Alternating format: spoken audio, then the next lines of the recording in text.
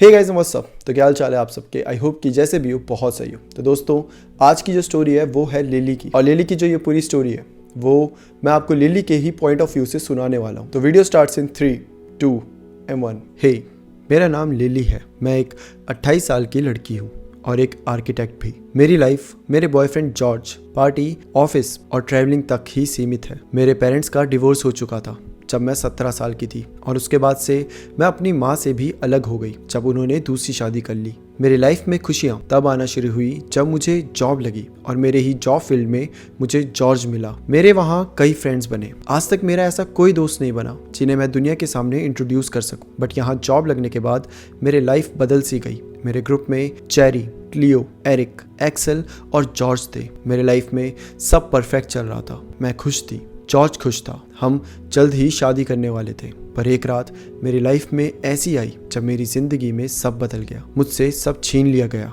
मैं पार्टी करके घर जा रही थी। अराउंड रात के 2:30 बज गए थे। लास्ट में क्लियो को उसके घर ड्रॉप करके वापस अपने घर जा रही थी। उसी दिन वेदर काफ़ी अच्छा था। मैंने विंडोज़ ओपन करके रखे थे और रेडियो पे सॉन्ग चल रहा था। मेरा ध्यान ठंडी हवाओं और सॉन्ग्स में था, और तभी मेरे रेडियो में कुछ प्रॉब्लम्स होती है, शायद सिग्नल्स की। उसे सिग्नल नहीं मिल रहा था। मैंने सिग्नल के लिए अलग अलग लेवल्स ट्राई करे। तभी एक कनेक्शंस पे एक ऐसी आवाज़ आती है जो मेरे से काफ़ी फेमिलियर थी। मैंने वापस से उसी सिग्नल पे रेडियो को रखा। दूसरी तरफ से कोई हेल्प बोल रहा था। मुझे लगा शायद कोई शो चल रहा है, बट ये आवाज़ मुझे काफ़ी ज़्यादा फेमिलियर लग रही थी। मैंने उस आवाज़ पे कॉन्सेंट्रेट किया कि तभी मुझे एक आवाज़ आती है, प्लीज़ मुझे छोड़ दो, मेरी कोई गलती नहीं है, आई बेग यू। और तभी वो आवाज़ एक चीख में बदल कर एकदम से बंद हो जाती है। वो आवाज़ इतनी भयानक थी कि डर के मारे से मेरी ब्रेक लग जाती है, और इतनी रियलिस्टिक और भयानक थी वो आवाज़। मेरी हिम्मत ही नहीं हो रही थी कि मैं वापस से रेडियो को चलाऊं और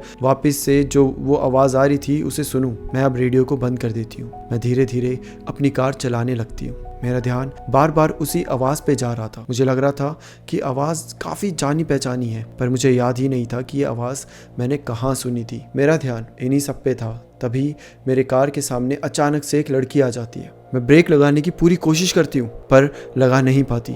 आगे जाकर मुझे लगता है कि शायद मैंने उसे अपनी गाड़ी से उड़ा दिया है। मेरी पूरी बॉडी शिवर कर रही थी। शायद मैंने किसी को मार दिया है। मेरी हिम्मत नहीं थी कि मैं कार से निकलकर बाहर जाकर चेक करूं। मैं बैठे बैठे वहीं रोने लग जाती हूँ, लेकिन फिर थोड़ा हिम्मत करके मैं कार से बाहर आती हूँ। बाहर देखती हूँ तो रोड पे कोई नहीं था। सब एकदम खाली था। मुझे भरोसा ही नहीं हो रहा था अपनी आंखों पर। मैंने आसपास झांककर सब जगह देखा, बट वहां पर ऐसा कुछ भी नहीं था। मुझे थोड़ा सा रिलैक्स फील होता है। मैं कार के बैक साइड खड़ी थी और लंबी लंबी सांसें ले रही थी। मुझे समझ ही नहीं आ रहा था कि ये जो भी हुआ ये क्या हुआ। मैंने उस दिन कोई ड्रिंक भी नहीं करा था कि मुझे कोई वहम हो। मैं ज़्यादा ध्यान ना देकर वापस कार में बैठ जाती हूँ और फिर अपने घर की तरफ जाने लगती हूँ। मैं गेट के बाहर गाड़ी खड़ी करके अपने लॉन का गेट खोलती हूँ और वापस कार में बैठकर जैसे हेडलाइट्स ऑन करती हूँ, मेरे सामने एक डेड बॉडी पड़ी थी। वो देखते ही मैं चिल्ला देती हूँ। मेरा जो सर होता है वो स्टीयरिंग व्हील पर बहुत जोर से बजता है, जिसकी वजह से हॉर्न बजने लग जाता है। हॉर्न की आवाज़ से परेशान होकर मेरा नेबर बाहर आ जाता है और मुझ पे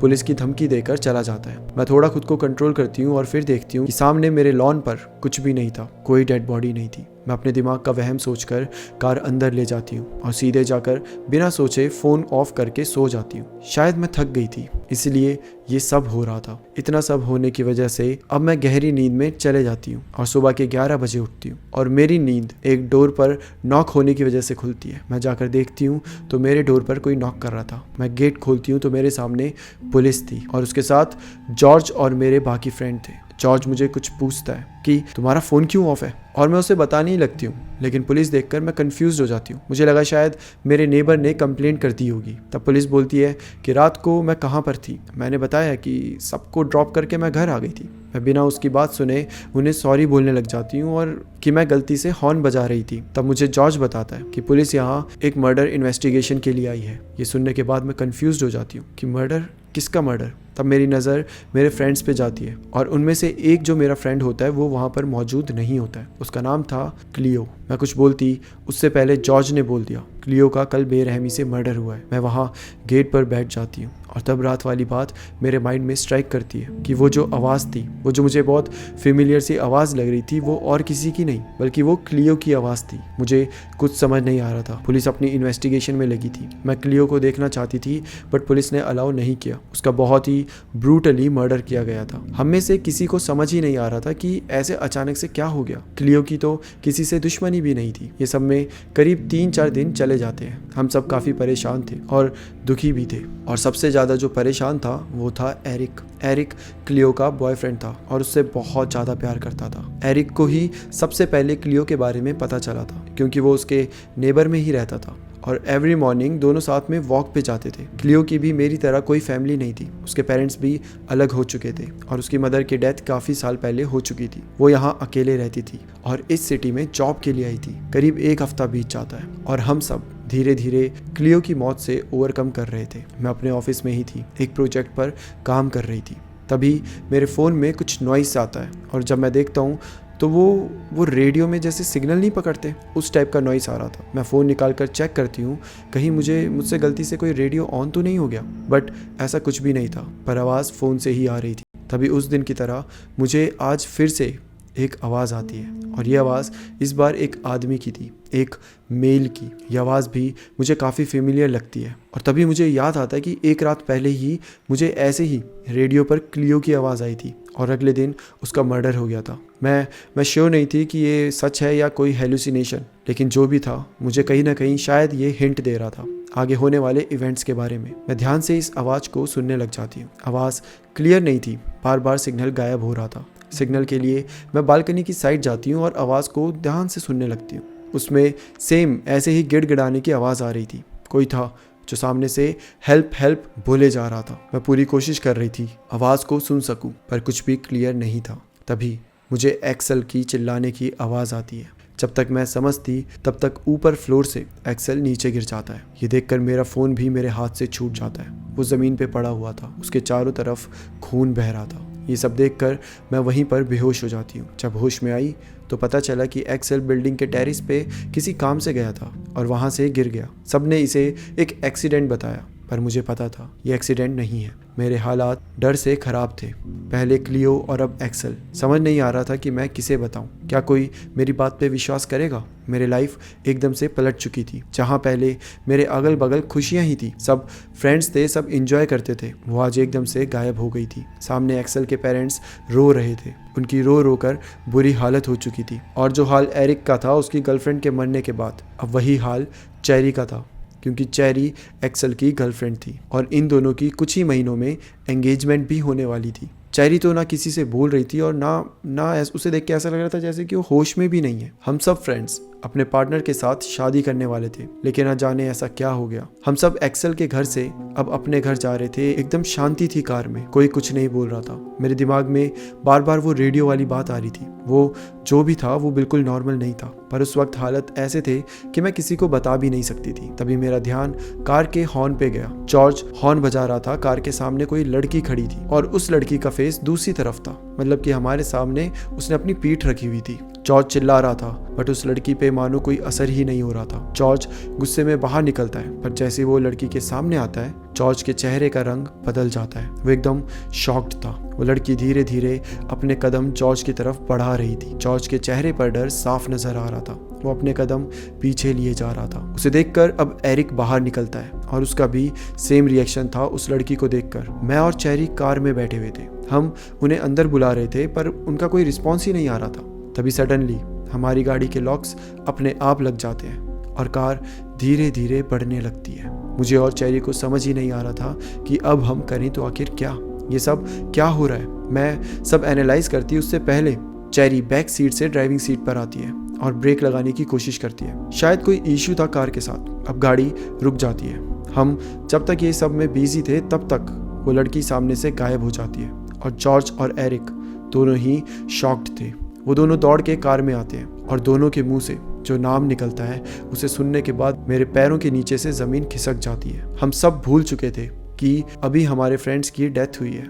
ऐसे पे मैं सबको रेडियो वाली बात बताती हूँ, पर जॉर्ज गुस्सा करने लगता है और ये बोलकर कि मैं मजाक कर रही थी और मुझे शांत करा देता है। जॉर्ज जल्दी से कार भगाता है और उस दिन हम चारों साथ ही थे, सब मेरे ही घर पर थे। और तब बात शुरू होती है उस चैप्टर की जो करीब 5 साल पहले बंद हो चुका था। मिलिया जॉर्ज की एक एक्स गर्लफ्रेंड और हमारी फ्रेंड थी। करीब 5 साल पहले जब मैंने इनका ग्रुप ज्वाइन किया था, उस वक्त मिलिया जॉर्ज की गर्लफ्रेंड थी। पर जॉर्ज को देखते ही मेरे अंदर फीलिंग्स आने लगी थी। मैं जानती थी कि वो कमिटेड है, पर फिर भी मुझसे गलती हो गई, और सिर्फ मुझसे ही नहीं, जॉर्ज से भी। उसे भी मेरे लिए फीलिंग आना शुरू हो चुकी थी, और धीरे धीरे बिना मीलिया के जानकारी के हम क्लोज होने लगे थे। और ऐसे ही एक रात पार्टी में हमें क्लोज होता मीलिया ने देख लिया था। मीलिया का गुस्सा 7वें आसमान पर था, और शायद उसका गुस्सा जायज़ भी था। हम सब ने मीलिया को बहुत समझाने की कोशिश करी, बट मीलिया आउट ऑफ कंट्रोल थी। हम सब टेरेस पे थे। मीलिया और जॉर्ज में बहुत बुरी तरीके से लड़ाई हो रही थी। वो बार बार जॉर्ज को पुश कर रही थी, और गुस्से में एक पुश जॉर्ज से भी लग जाता है, जिसकी वजह से मीलिया बिल्डिंग से सीधा नीचे गिर जाती है, और गिरते ही उसकी मौत हो जाती है। हम सब वहाँ समझ नहीं पा रहे थे कि करें तो आखिर क्या। पहले तो हम सब डर गए थे कि अगर पुलिस को पता चला तो हम सब जेल जाएंगे। इसीलिए हम सब ने मीलिया की बॉडी को छुपाने का डिसाइड किया, और उसकी बॉडी पहचान में ना आए। एक्सेल और क्लियो ने उसके शरीर पे काफ़ी चोट पहुंचाई और उसे एक जगह दफना दिया, और शायद मीलिया अब उसी का रिवेंज लेने वापस आई है। मीलिया सॉन्ग्स बहुत सुनती थी, और शायद उसी रेडियो के थ्रू मुझे हर बार सिग्नल दे रही थी। मैं बस यही सब सोच रही थी कि तभी फिर से मेरे घर के रेडियो ऑन हो जाते हैं। मेरे साथ मेरे घर पर बाकी मेरे सारे दोस्त भी थे। जॉर्ज गुस्सा कर रहा था कि रेडियो किसने ऑन किया, पर उसे तो किसी ने भी ऑन नहीं किया था। जॉर्ज गुस्से में रेडियो के पास जाता है, और जैसे ही वो उसे उठाकर पटकने वाला होता है, उसे एक आवाज़ सुनाई देती है। मेरे हार्ट बीट काफ़ी बढ़ गई थी, क्योंकि मुझे पता था इसके बाद जो होगा वो बहुत खतरनाक होगा। उस तरफ से एक लड़की की आवाज़ आती है जो हल्का हल्का हंस रही थी। जॉर्ज आवाज़ सुनकर रुक जाता है। आवाज़ सुनते ही उसके मुंह से बस एक शब्द निकलता है, मीलिया। तभी सामने से आवाज़ आती है, जॉर्ज तुम मुझसे बहुत प्यार करते थे ना, फिर क्यों मारा मुझे? जॉर्ज एकदम घबरा जाता है। वो रेडियो उठा के पटक देता है। कमरे में एकदम सन्नाटा हो जाता है। रेडियो पूरा टूट कर बिखर गया था। तभी रेडियो से फिर आवाज़ आती है। इस बार हम सबके चेहरे पे डर साफ दिख रहा था। तभी सामने से आवाज़ आती है, मैं सबको मार दूंगी। तुमने मुझे मारा था ना, अब मैं किसी को भी नहीं छोड़ूंगी, एक एक करके सबको मार डालूंगी। ये सुनकर चेरी रोने लगती है। मेरे तो समझ ही नहीं आ रहा था कि ये क्या हो रहा है। तभी एक्सेल उठता है और रेडियो को बाहर फेंकने के लिए जैसे ही आगे बढ़ता है, उसका पैर टेबल से टकराता है और वो टेबल के ऊपर ही जाकर गिर जाता है। और उसी समय we lost one of our friend Excel. ये देखने के बाद जॉर्ज चिल्लाने लग जाता है। वो बाहर की तरफ भागता है, और जॉर्ज को देखकर हम सब भी उसके पीछे भागने लगते हैं। मेरे घर में मानो पूरी तरीके से तबाही मच रही थी। खुद ब खुद मेरे डोर्स लॉक हो रहे थे। मेरी विंडो इतनी जोर से बंद हो रही थी, खुल रही थी, वो टूट जा रही थी। घर में रखा सामान यहाँ वहाँ गिरने लग जाता है। और तभी जॉर्ज तेजी से चिल्लाता है और मीलिया से सॉरी बोलता है। अपने हर एक गलती के लिए उससे माफ़ी मांगता है। मैं चेरी को संभाल रही थी। वो बेहोश हो चुकी थी। चेरी बहुत ज़्यादा डर चुकी थी, और इसीलिए वो तो बेहोश हो गई थी। और मेरा खुद का चेरी की तरह ही हाल था। मुझे लगा शायद ये आज मेरा आखिरी रात है। कल की सुबह मैं नहीं देख पाऊंगी। जॉर्ज, जिसे मैंने आज तक कभी सैड नहीं देखा, वो फूट फूट कर रो रहा था। हवा में किसी से तो माफ़ी मांग रहा था, और जो सामान इधर से उधर गिर रहे थे वो सब रुक जाते हैं। सब एकदम कंप्लीटली शांत हो जाता है। शायद अगर उस वक्त एक पिन भी गिरती तो उसकी भी आवाज़ आ जाती। कुछ इस तरीके की शांति पूरे रूम में थी। उस सन्नाटे से हम समझ गए थे कि मीलिया या जो भी था वो जा चुकी है। डर हमें अभी भी था कि कहीं से फिर से रेडियो की आवाज़ आएगी और सब कुछ खत्म हो जाएगा। पूरी रात हम इसी डर के साथ गुजारते हैं। नेक्स्ट डे हमारे घर पुलिस आती है, और जब उन्हें सारे इंसिडेंट के बारे में पता चलता है तो समझ जाती है कि ये एक एक्सीडेंट है। वो इस पूरे इंसिडेंट को एक एक्सीडेंट का रूप दे देती है। उसके एक ही हफ्ते बाद मैंने, जॉर्ज ने और चेरी ने हमारी सिटी चेंज कर ली। चेरी को नया लाइफ पार्टनर मिल गया। मैं और जॉर्ज, हमारी शादी हो चुकी है। मेरी एक बेटी भी है जिसका नाम हमने मीलिया रखा है। अब हम बहुत आगे बढ़ चुके हैं, पर वो जो मेरे लाइफ के ये जो बीते हुए दिन थे, ये मेरी लाइफ के सबसे बुरे और डरावने दिन थे। और शायद ये वो दिन थे जब मुझे रियलाइज़ हुआ कि अगर हम किसी का बुरा करते हैं तो हमारे साथ भी बुरा ही होता है। और आज तक मुझे एक डर है, और शायद ज़िंदगी भर रहेगा, कि शायद कहीं ना कहीं से मेरे कानों में फिर से एक आवाज़ आएगी, एक रेडियो की आवाज़, और फिर से वो मेरी पूरी ज़िंदगी बदल के रख देगी। वेल, फ़िलहाल तो वो आवाज़ नहीं है, और इसीलिए मैं ये पूरी स्टोरी आपको बता रही हूँ। आई रियली होप कि आगे भी वो आवाज़ कभी ना आए, बट अगर कभी आए और मैं गायब हो जाऊँ तो आप सबको पता है कि मैं क्यों और कैसे गायब होंगी। Thank you for listening my story guys. Thank you so much. So guys, ये थी स्टोरी लिली की, और ये हमने थोड़ा सा अलग टाइप से ट्राई करी है, ये हमने उसी के पॉइंट ऑफ व्यू से बताने की कोशिश करी है। तो मुझे बताना आपको इस टाइप की वीडियो कैसी लगी, कमेंट करके जरूर बताना। So that's it for today, फिर मिलते हैं किसी और टॉपिक के साथ, तब तक के लिए bye bye and take care. Description के लिंक को चेक करना मत भूलना और प्रणव के सॉफ्टवेयर को फ्री में पाओ। बस स्टेप्स को फॉलो करो और 100% एक्यूरेट टूल का एक्सेस लो। हजारों लोग ऑलरेडी यूज कर रहे हैं, अब आपका चांस है ट्राई करने का।